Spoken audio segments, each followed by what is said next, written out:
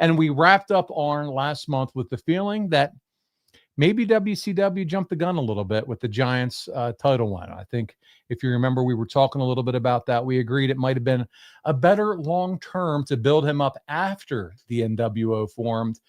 And we were talking about, imagine that massive giant versus, and having that build versus NWO Hogan showdown down the line. But in April 1996, buddy, things are moving fast.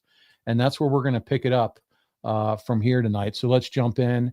Hogan. I want to talk a little bit about Hogan because he wrestles his last match before disappearing for months. We also mentioned that the last time we were going through your career in April. And that match, as we said too, was against you and Kevin Sullivan, Shorty. And we wouldn't see him again, and we'll cover it here in a few months, until Bash at the Beach. So he's gone. Giant defeats Ric Flair for the title, not on pay-per-view, but on a Nitro.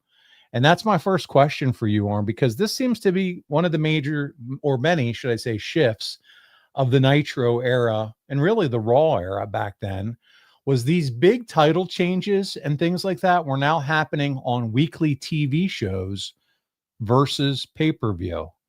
Do you have an opinion on kind of that transition as, hey, we're doing world title shifts now on live TV, realizing ratings battle and things like that, versus waiting for pay-per-views now? I think we lost a lot of revenue. Matches that fans would have very happily, if you built them properly, would have paid to see. And when you start giving it away week to week, I mean, I'm sure the goal was just to take over the ratings, just blow the other guy out of the water, and I get that.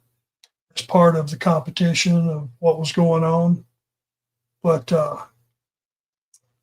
God Almighty, you know, that platform of every 4 months, 3 or 4 months for a pay-per-view and build it for that entire time, what broke? I don't believe I'd have tried to fix it. Yeah, it's that one-upsmanship, and it's very different if you think about it too, because you lived through the Saturday night era, which was a studio show. Now I have Nitro with the big, massive crowds, and it seems like a completely different adjustment going from your old Saturday night setup, a studio show, to now live TV, Monday night, big arenas, anything can happen. It was a major shift for you guys as a company. And you could have very easily set aside several matches that you weren't going to give away on Monday night and let the audience know you're not going to give it to them for free. You'll have to see this one 4 weeks from now, 6 weeks from now, 2 months from now. But that's where you'll see this match. And it's kind of a no-brainer, but again, this is Monday morning quarterbacking. Yeah, it's and it's interesting too, because from a fan's perspective, you couldn't wait to turn into Monday Nitro because of that. You never knew what was going to happen. Feel. Oh, they were the benefactors. The fans were the benefactors of this war that went on, because they were getting everything under the sun from a writing perspective or a creative perspective. They were getting the best of everything. Fans were the winners for sure. Yeah. And it all started, like Ryan said, it started with Lex Luger. From the first Nitro on, everything became surprise oriented. And you had that I can't wait to watch. Sometimes I feel like that's what maybe right now in current wrestling is missing a little bit, is you never know what's going to happen feel.